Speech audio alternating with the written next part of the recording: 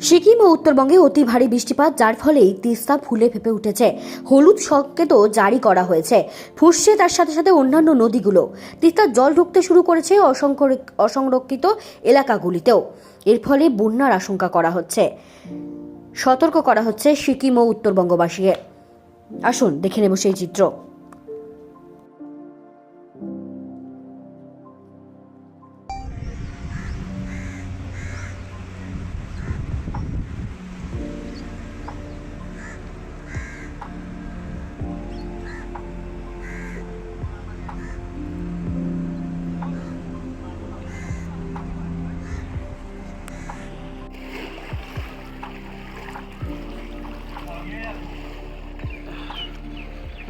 यो सानो झुपडी त